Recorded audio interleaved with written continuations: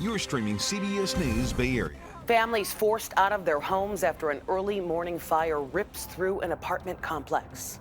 The whole canal was screaming at the house to tell people to jump. The neighborhood is home to a lot of undocumented immigrants, and the question now is, where will they go? Plus, today is the first alert weather day as a heat advisory has just gone into effect across the Bay Area.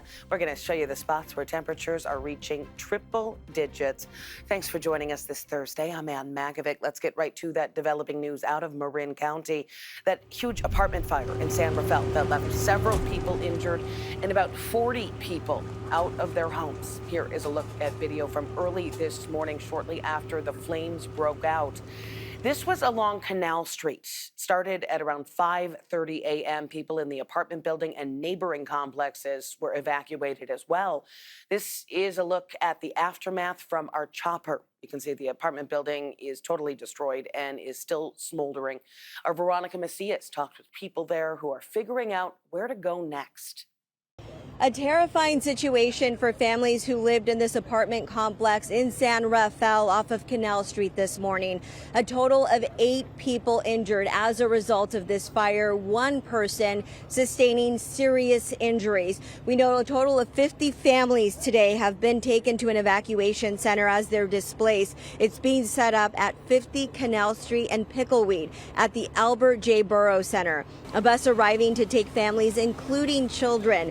Over there, Marin County Health and the Red Cross and various nonprofits, they're providing resources for families. As for the fire itself, it started just after 5 a.m. Crews arriving to find the building fully engulfed with people jumping from balconies and onto the San Rafael Creek below for safety. Neighbors in the adjacent buildings telling us what the chaos was like. We were woken by a loud screaming. The whole canal was screaming at the house to tell people to jump because they were on their balconies on the water side of the dock. I didn't see this, but I could hear them saying, "Jump, jump, you have to jump."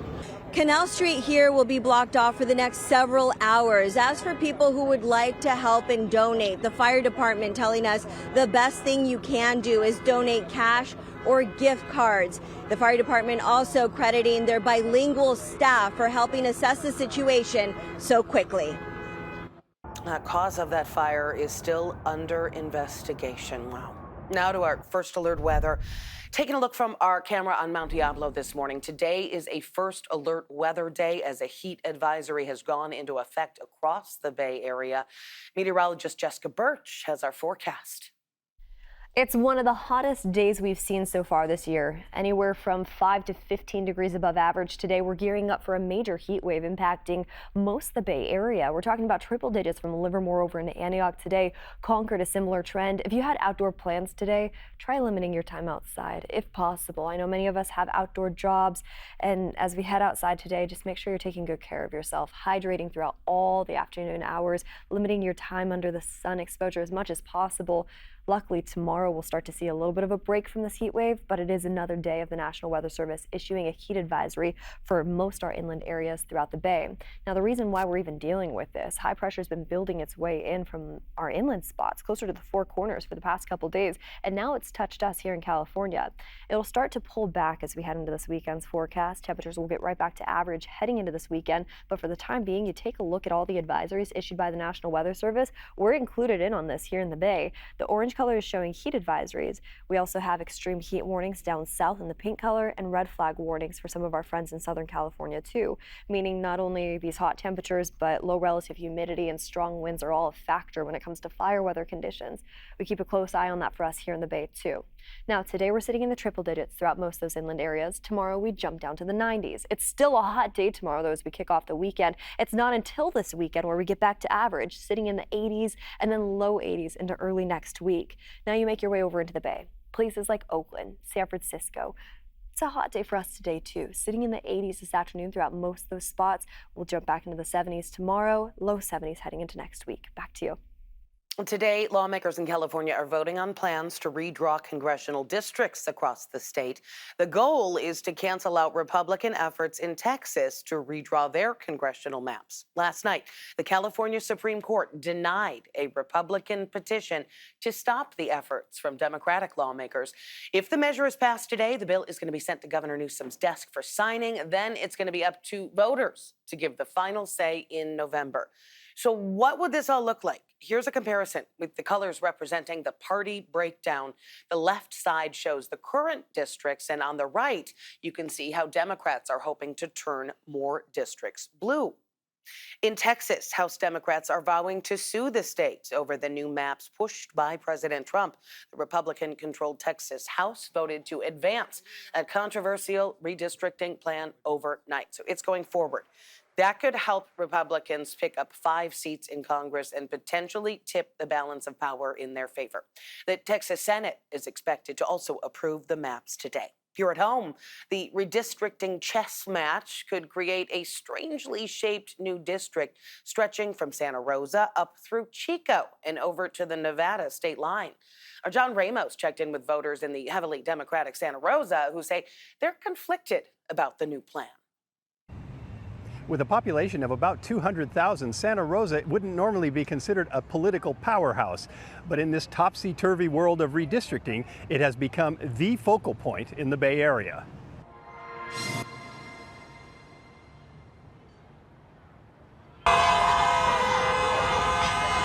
Donald Trump hasn't made a lot of friends in the North Bay, but he has certainly created a lot of activists, and most of them are centered in the Santa Rosa area. Santa Rosa's average age is older, and it's therefore expects to be activist. Our demographic thinks that you protest, and so we do. Sabra Briere is an organizer for Indivisible Sonoma, the local branch of a national protest group behind some of the largest anti-Trump demonstrations in the country. Whether it be immigration, or cuts to the VA medical system, or just a general dislike of President Trump, the gatherings in Santa Rosa are frequent, loud, and hostile. So this city seemed like a perfect place to those seeking to redraw the maps for the northern counties. It feels good, oddly enough. It feels positive, but that's because I'm so angry at the Republican Party. The target would be Doug LaMalfa, a Republican congressman from the Chico area. The new District 1 would reach clear over from the Nevada border to hit Santa Rosa, a huge population base in comparison to many of the small rural communities. I tell people that Santa Rosa is 75% Democratic on bad days, okay? Typically more than that. Dave Cahill is also an Indivisible member who sees the redistricting plan as necessary, describing it as not fair, but good. So it's a way to strike back at the evil Republicans. You see the Republicans as evil? Oh, yes. With those battle lines drawn, it feels like high stakes. But Santa Rosa resident Ed Silva is concerned about the high cost of a special election. That's not a concern in Texas. They're not asking the voters for their vote, so there's no election. They're just doing it in the legislature. So there's a difference there. Because they won't have to pay for an election? Right. Is that a good thing, though, or is it better to ask the people? Well, I think it's always better to get the people's opinion, yeah. But it's at an expense. But for many Democrats, expense is simply not a factor. They believe the future of democracy hangs in the balance. Scott Peterson lives in Guerneville and doesn't usually vote along any party lines, but he's alarmed by what he's seeing in the country. Do you think the gloves are coming off in politics now? Somebody should stand up, but so far nobody has. So I hope somebody will stand up. Yeah. If it's Newsom, then it's Newsom. We're not going to act as if anything is normal any longer. Yes, we'll fight fire with fire. Yes, we will push back. It's not about whether we play hardball anymore. It's about how we play hardball. Do people see this as fighting fire with fire? They do. They also see it as tit for tat, and they see it as very childish. But they see it was not a game that we started. We didn't start this game, and we have to end it. For decades, Democrats have condemned any effort to disenfranchise the voters. Now they are doing it willingly. There's an old saying, never wrestle with a pig because the pig likes it and you'll only get dirty. In Santa Rosa, they don't think they have any other choice. North Bay Republican Congressman Doug LaMalfa could lose his seat if this redistricting plan is successful. And he says if this new proposed map goes through, smaller communities won't have fair representation. This is a very rural district here. It has a complete different set of values than what it's going to be drawn into, basically in the Bay Area. A complete different world as far as values. You know, they're releasing wolves on the ranchers up in my district, and they probably like them down in Sausalito. To recap, if legislators approve the redistricting plan today, the bill is going to be sent to Governor Newsom for signing. Then we're going to have to wait until November when it will be on the ballot. Still ahead here on CBS News Bay Area. Back-to-back smash and grabs at two banks in Oakland. The question now, is crime really down in the town? This seems like it's becoming an epidemic in this area where ATM machines are being stolen from businesses. Plus, a mysterious increase in whale deaths here in the Bay Area. How underwater microphones could help crack the case.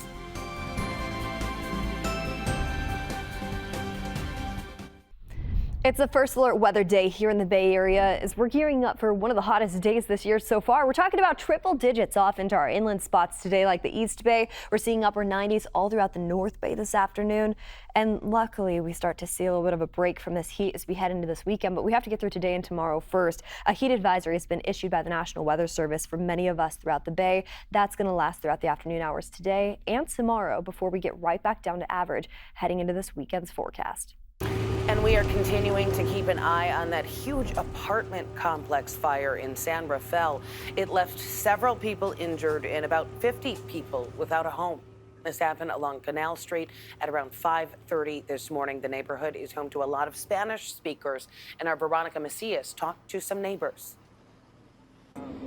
Es terrible para nosotros y es triste mirar a una comunidad más que todo.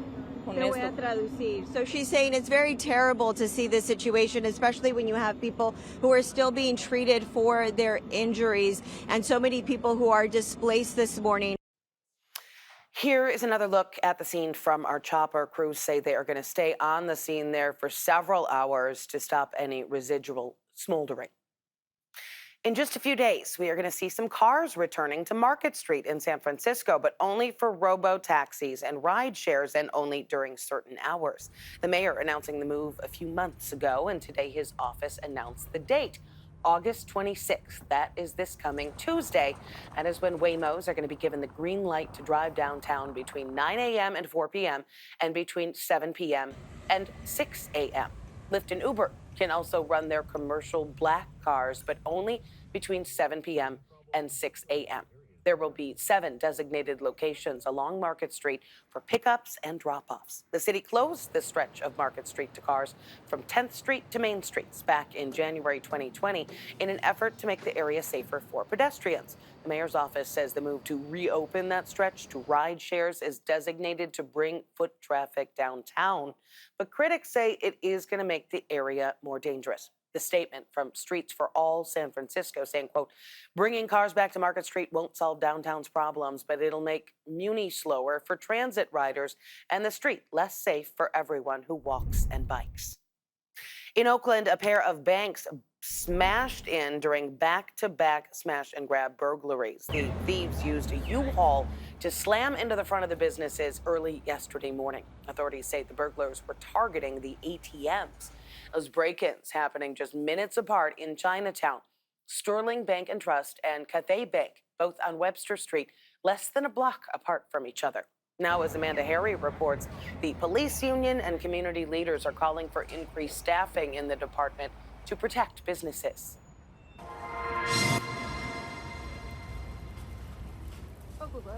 Two banks within feet of each other, boarded up after thieves rammed the front of their buildings with a U-Haul box truck. It's really disappointing to hear that another incident happened last night. Daryl Yee came by to see the damage for himself. He's banked at Sterling Bank on the corner of Webster and 8th Street for about 5 years. That bank was hit first. Then moments later, Oakland police say an alarm sounded across the street at Cathay Bank. This seems like it's becoming an epidemic in this area where ATM machines are being stolen from businesses. A manager with Cathay Bank says nothing was taken, but there's a lot of damage. OPD was still on the scene investigating throughout the day. No one is in custody. Despite the scary incident and the shock of seeing all the damage left behind, Yi is not thinking about taking his money elsewhere. It's happening all over the Bay Area, so there's really no other option. President of the Oakland Chinatown Chamber Foundation, Carl Chan, says they need people like Yi to continue to support local businesses. The survival of our business is actually survival of our city because they generate jobs, they generate tax dollars. Chan says they're trying to help, but there's only so much they can do. The chamber will set up, some funds to help, businesses being damaged. So we'll try to do whatever we can. But most importantly, we're asking that there should be more resources going into the Oakland Police Department. And president of the Oakland Police Officers Association, Wee Win, agrees. At the end of the day, it has to do with staffing. Our number is down lower than ever before in my 25 years career. He says on paper, they have about 650 officers, but only 515 officers actively on patrol or working their beats. The POA suggests they should have more than 870 officers to meet safety standards. We're losing 5 to 6 officers every month. They are not retiring. They are leaving to go to other agency nearby. He thinks there needs to be a change to the department culture and the way they pursue policing crimes. Recent statistics show that violent crime is down in Oakland, but Wynn says that's thanks to the assistance of Highway Patrol, the Alameda County Sheriff, and the District Attorney, not OPD. Yi says he continues to be concerned about what's happening, but hopes the community stays strong. I could see where the community may band together to support each other and become more aware of these incidents happening and maybe take some precautions. Earlier this week, another Chinatown business was the target of a smash and grab. Thieves used a car to ram into Kim Tin Jewelry on International Boulevard. The owner's son told us that the thieves were armed with guns and hammers and stole jewelry and money before taking off. In Santa Rosa, a security guard is accused of sexually assaulting a woman in her car. Investigators say he posed as a police officer and threatened to call ICE on her. Investigators arrested Penny Sayre, who worked as a security guard in the area. He is facing charges of attempted rape and threatening arrest or deportation to commit sex crimes. Police believe there could be more victims, so they're asking anybody who knows anything to come forward. As more and more dead whales are washing up along our coast around the bay, a team of scientists is trying to find the reason why. This year alone, 24 dead whales have been found, and 10 of those were likely hit by ships. With whale sightings increasing as well, a group of scientists is using underwater microphones to try to figure out how to better protect them. Our Kara St. Cyr tagged along.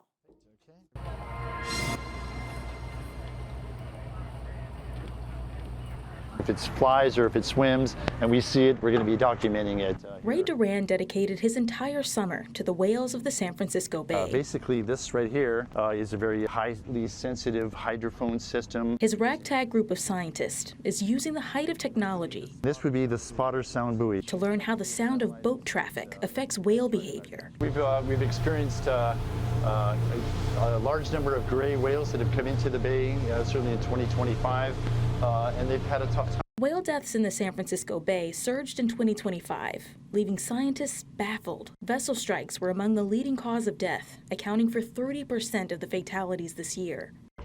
All right. Yeah, you can hear it. You can hear the vessel now. Duran and his team think the steady hum of a boat engine might be to blame. They rely on sound for so many things, communicating with one another, navigating in murky waters, but with that such great hearing, we want to know why are whales surfacing or swimming in front of vessels and everything, which doesn't make sense. There's only one way to find out. Hydrophone in first. Weekly, Duran's team lowers 2 hydrophones into the depths to record chatter underneath.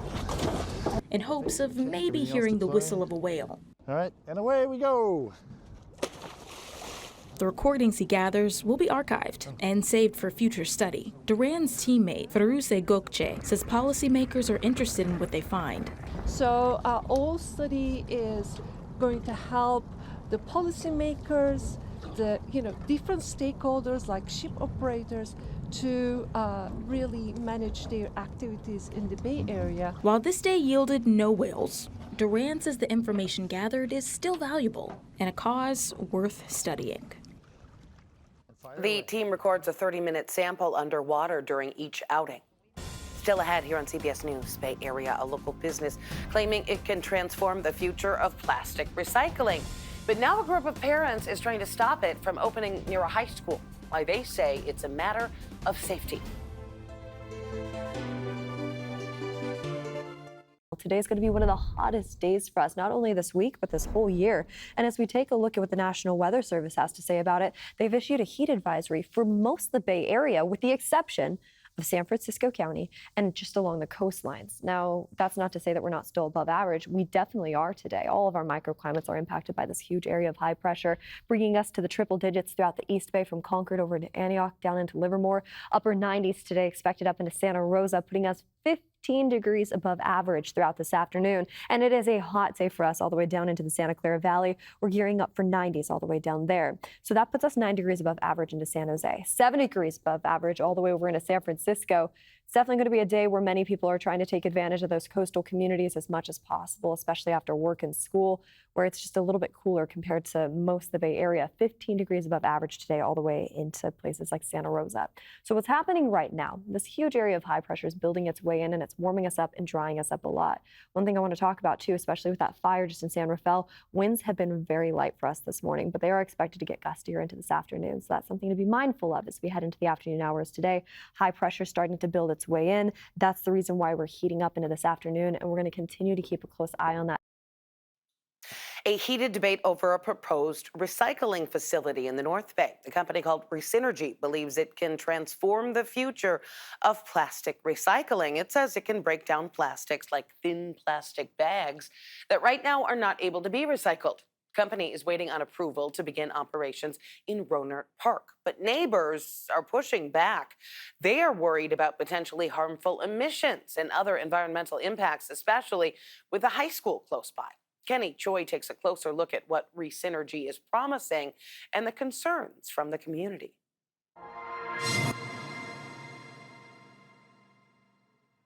Tons of plastic collected, stacked, and ready to be recycled. Like in some of the prototype systems, we had pressure relief. And Redistricting co-founder Brian Bauer says the technology, first developed out of his garage, is ready for all that plastic.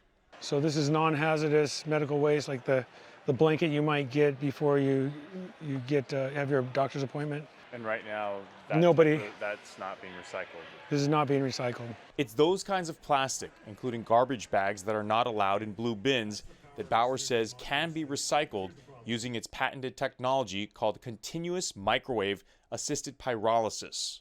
By heating without oxygen, so there's no burning, there's no incineration, it breaks those molecules down into short chains, and that's a gas, and when it goes into a cooler, it cools into a liquid, and that liquid's a lot like crude oil. Redistricting claims this process reduces carbon emissions by 68% compared to conventional plastic production. They take that crude oil, we sell it to the petrochemical companies, and they remake virgin plastic. Bauer says emissions from their recycling modules is equivalent to a semi-truck. Redistricting is holding open house events, letting Rohnert Park residents tour the facilities. Many neighbors are skeptical, concerned about the possibility of explosions and fire or air and ground contamination. There's families all around us in Rohnert Park, and there's a high school here. I just don't want any leaks. Others are more open as long as strict air quality inspections take place, acknowledging it's difficult to understand the intricacies of chemical recycling. It's normal to be afraid, but to find a solution, I think it's worth trying anything. Justin Flake lives in the neighborhood and is a parent of a student at Credo High School, whose campus is about 500 feet from the Redistricting plant. Flake is one of nearly 5,000 people who signed a Change.org petition calling on Redistricting to shut down its operation. the microwave technology that they're touting is not proven. There's nothing else that exists like it in the United States. And we don't want to be guinea pigs. We don't know why it needs to be right in the middle of a residential neighborhood. City Council member Susan Adams says flyers delivered to homes and social media posts with pictures of factory smokestacks are misleading residents. There's no black smoke coming out of anywhere. I live in this community. I was raised in this community. If they were doing damage to the environment right here at this shop, I would be in the front of the line trying to stop them. Bauer is waiting for the Bay Area Air Quality Management District to issue a permit that would allow Resynergy to operate its reactors 5 times a day and move closer to its ultimate goal of national expansion, recycling plastics at a higher rate. Along with neighbors' concerns, a law firm has also filed an intent to sue notice to Resynergy, claiming that the company ran its pilot program without proper permitting. We also followed up with the Bay Area Air Quality Management District about monitoring for the plant, and they told us in a statement any permit issued would include enforceable requirements to ensure the facility operates within all applicable air quality rules and protects public health. It goes on to say the Air District regularly inspects and monitors facilities throughout the Bay Area to ensure compliance with air quality regulations. Coming up in the next half hour here on CBS News Bay Area, embattled San Mateo County Sheriff Christina Corpus speaking out for the first time since taking the stand to defend her job. How a former ally of hers is contradicting her testimony.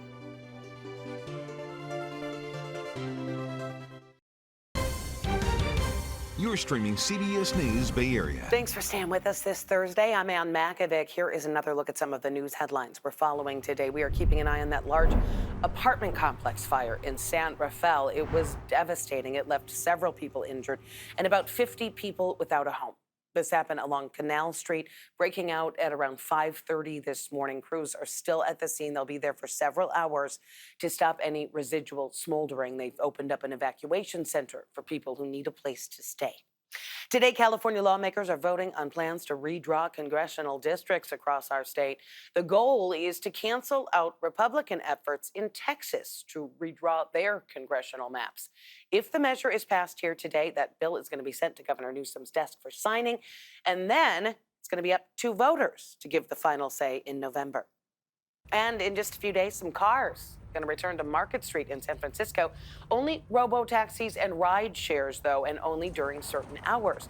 Beginning Tuesday, Waymos are going to be able to drive downtown between 9 a.m. and 4 p.m. and between 7 p.m. and 6 a.m. So they're skipping the rush hours. Lyft and Uber can also run their commercial black cars, but only between 7 at night and 6 in the morning. There will be 7 designated locations for street pickups and drop-offs. The mayor's office says the move is meant to drive foot traffic downtown, but critics say that's going to make the area more dangerous for cyclists and pedestrians. All right, let's get another check on our first alert forecast now, because we have a heat advisory in effect across the Bay Area. Here is meteorologist Jessica Birch. It's one of the hottest days we've seen so far this year, anywhere from 5 to 15 degrees above average. Today, we're gearing up for a major heat wave impacting most of the Bay Area. We're talking about triple digits from Livermore over into Antioch today. Concord, a similar trend. If you had outdoor plans today, try limiting your time outside if possible. I know many of us have outdoor jobs, and as we head outside today, just make sure you're taking good care of yourself, hydrating throughout all the afternoon hours, limiting your time under the sun exposure as much as possible. Luckily, tomorrow we'll start to see a little bit of a break from this heat wave, but it is another day of the National Weather Service issuing a heat advisory for most our inland areas throughout the Bay. Now, the reason why we're even dealing with this, high pressure has been building its way in from our inland spots closer to the Four Corners for the past couple days, and now it's touched us here in California. It'll start to pull back as we head into this weekend's forecast. Temperatures will get right back to average heading into this weekend, but for the time being, you take a look at all the advisories issued by the National Weather Service. We're included in on this here in the Bay. The orange color is showing heat advisories. We also have extreme heat warnings down south in the pink color and red flag warnings for some of our friends in Southern California too, meaning not only these hot temperatures, but low relative humidity and strong winds are all a factor when it comes to fire weather conditions. We keep a close eye on that for us here in the Bay too. Now, today we're sitting in the triple digits throughout most of those inland areas. Tomorrow we jump down to the 90s. It's still a hot day tomorrow, though, as we kick off the weekend. It's not until this weekend where we get back to average, sitting in the 80s and then low 80s into early next week. Now you make your way over into the Bay. Places like Oakland, San Francisco. It's a hot day for us today, too. Sitting in the 80s this afternoon throughout most of those spots. We'll jump back into the 70s tomorrow, low 70s heading into next week. Back to you.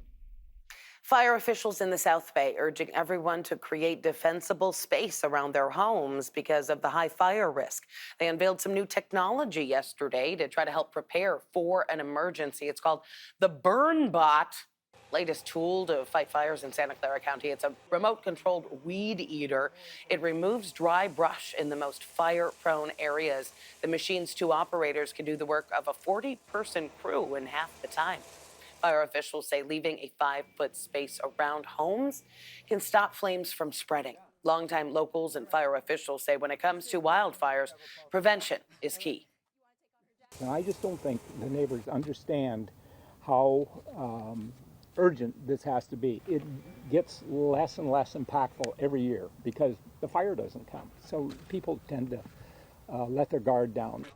Santa Clara County also teaming up with new technology to find the best evacuation plans, and they're working with NASA Ames to determine where embers might land and to install new sensors for wildfire smoke.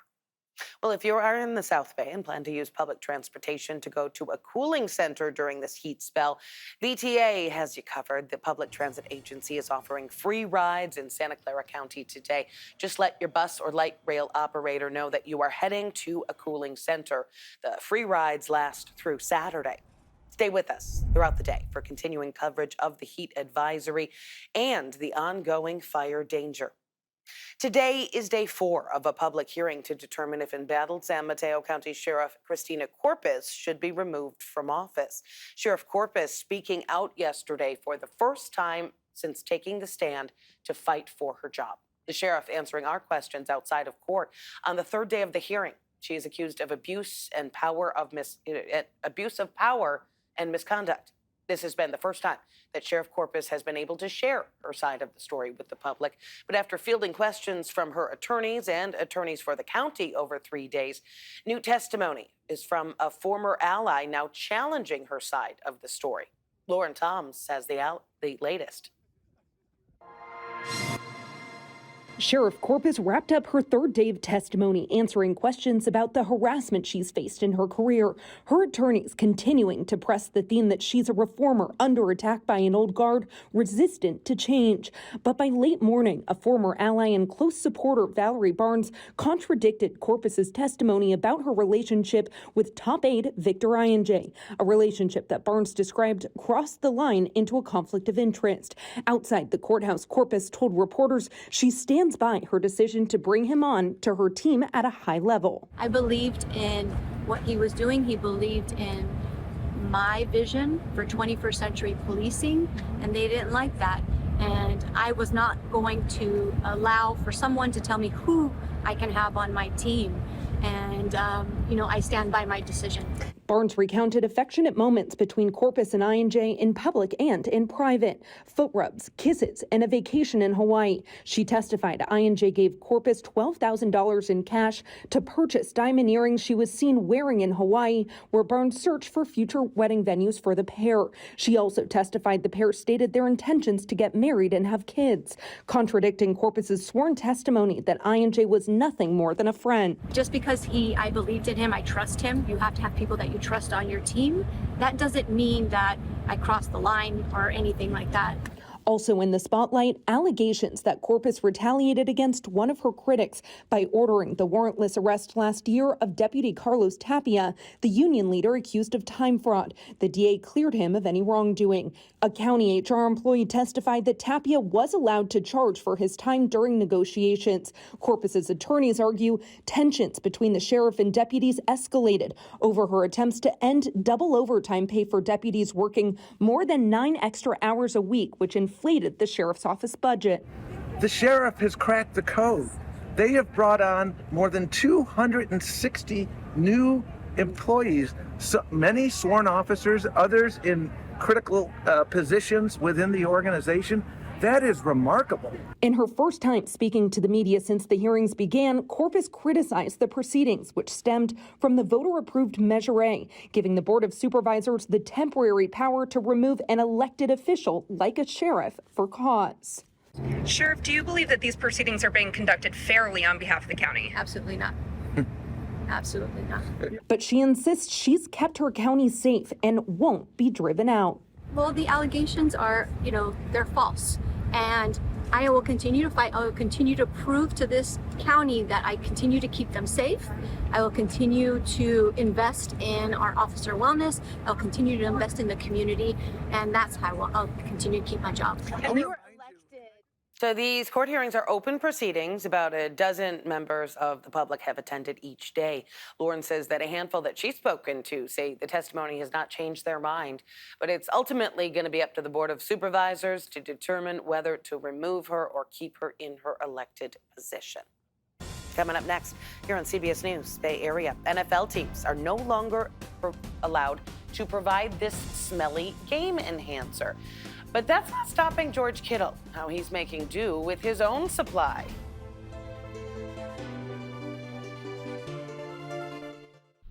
It's the first alert weather day here in the Bay Area as we're gearing up for one of the hottest days this year so far. We're talking about triple digits off into our inland spots today, like the East Bay. We're seeing upper 90s all throughout the North Bay this afternoon.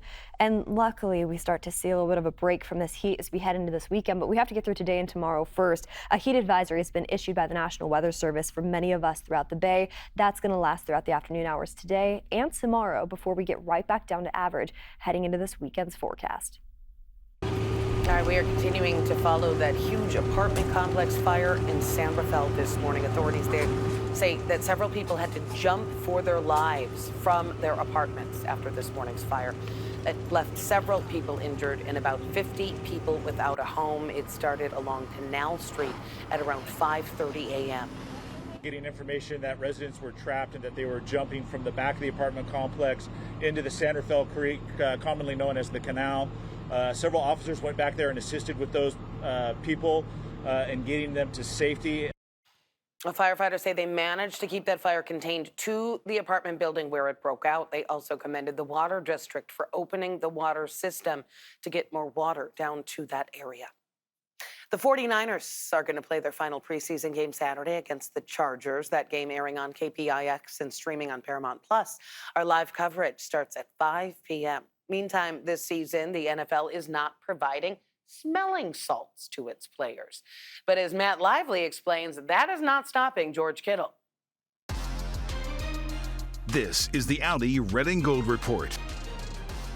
The 49ers continue to deal with a number of injuries, but I can confirm they will have enough healthy players to take the field in the preseason finale on Saturday. George Kittle was impressed with the NFL's new virtual measurement system during last week's broadcast. There's another new rule that he's not a fan of. The league is banning teams from providing players with smelling salts. But Kittle has come up with a solution. I know that the team can't provide it, but I can provide my own at all times. So I'm caring for the team today. No, you're caring for yourself. That's it. I've been passing out to the defensive linemen a lot. Nick Bosa stole a lot from me today, but it's okay. If someone gives me one, I'll take a smell of the salt. If they don't allow that, I'll probably shake my head a few times and smack myself and get ready to lock in. I'm Matt Lively with the Red and Gold Report. Well, now I want to try the salt. Again, the 49ers are taking on the Chargers at Levi Stadium on Saturday. Our coverage starts at 5 on KPIX and streaming on Paramount Plus. Coming up here on CBS News Bay Area, a couple in the East Bay lifting girls out of poverty all through the sport of soccer. We're going to take a look inside this special program that's uniting teens across the world. Once you start helping, you don't want to stop. When you see the smile on a kid, you don't want to stop. Today is going to be one of the hottest days for us, not only this week, but this whole year. And as we take a look at what the National Weather Service has to say about it, they've issued a heat advisory for most of the Bay Area, with the exception of San Francisco County and just along the coastlines. Now, that's not to say that we're not still above average. We definitely are today. All of our microclimates are impacted by this huge area of high pressure, bringing us to the triple digits throughout the East Bay from Concord over to Antioch down into Livermore. Upper 90s today expected up into Santa Rosa, putting us 15 degrees above average throughout this afternoon. And it is a hot day for us all the way down into the Santa Clara Valley. We're gearing up for 90s all the way down there. So that puts us 9 degrees above average into San Jose, 7 degrees above average all the way over into San Francisco. It's definitely going to be a day where many people are trying to take advantage of those coastal communities as much as possible, especially after work and school, where it's just a little bit cooler compared to most of the Bay Area. 15 degrees above average today all the way into places like Santa Rosa. So what's happening right now, this huge area of high pressure is building its way in, and it's warming us up and drying us up a lot. One thing I want to talk about too, especially with that fire just in San Rafael, winds have been very light for us this morning, but they are expected to get gustier into this afternoon. So that's something to be mindful of as we head into the afternoon hours today. High pressure starting to build its way in. That's the reason why we're heating up into this afternoon, and we're going to continue to keep a close eye on that.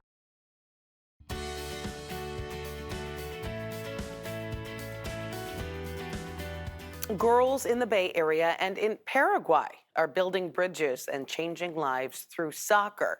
It is all because of the tireless dedication of a couple in the East Bay. They decided they weren't going to sit on the sidelines in the fight against poverty. Our Sharon Chin introduces us to this week's CBS News Bay Area Icon Award winners.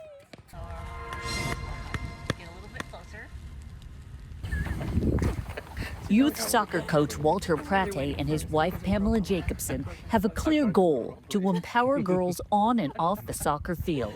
If we can change one, we can change thousands. The Livermore couple connects with girls through soccer, then expands the game plan to education and leadership. Their work began with a promise Walter made more than 30 years before when he played semi-pro soccer in Paraguay, and the people in an extremely poor community took him in. I made a promise that one day I was going to come back and help a community that gave me so much back in the time. So in 2016, Walter led a mission trip back to the impoverished town, and Pamela, a photographer, came home with more than pictures. I couldn't come back after seeing what I saw to not be a part of change and a solution.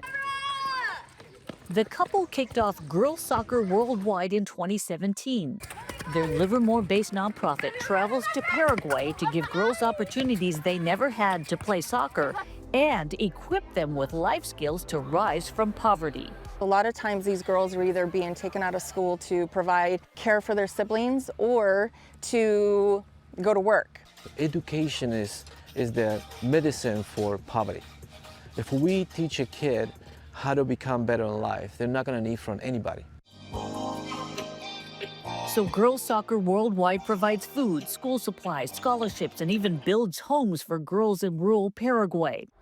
Teenage girls from the Bay Area, called ambassadors, raise money to travel on a 9-day mission each year. More than 100 ambassadors have touched the lives of thousands of girls like Maria. The nonprofit renovated her family home. She won its first scholarship and became her family's first high school graduate. She was the one that we saw the change. Today, Maria helps run the ambassador program in Paraguay. And teenage ambassadors like high school senior Margaret McKay returned to the Bay Area ready to do more. It's a great feeling to be able to make a difference and to feed these families and to clothe them and to give them an opportunity to have education, especially these girls who are my own age. Girls Soccer Worldwide also runs a grassroots leadership program in underserved Bay Area communities. Participant Diana Zarco conquered her fear of public speaking and gave a speech that made Pamela and Walter proud. I think they're amazing people. I love how they're trying to inspire others, and they've inspired me. It's important to use your voice, but to use it in a positive way. We truly do believe if you can give a girl a voice and teach her how to use it with the right purpose in mind, she has the power to change the community from within. It's an addiction. Once you start helping, you don't want to stop. When you see the smile on a kid, you don't want to stop. So for empowering girls through Girls Soccer Worldwide, this week's CBS News Bay Area Icon Award goes to Walter Prate and Pamela Jacobson. Walter coached boys soccer for the Ballistic United Soccer Club the last 2 years and the Rage Girls Soccer Club for 15 years. The team ambassadors raised their own money to travel to Paraguay. That is $3,200 apiece. And you can nominate a local hero for a CBS News Bay Area Icon Award on our website, kpix.com/icon. Thanks for streaming CBS News Bay Area. I'm Ann Makovic. We're going to be right back with your first alert forecast and another look at your top stories.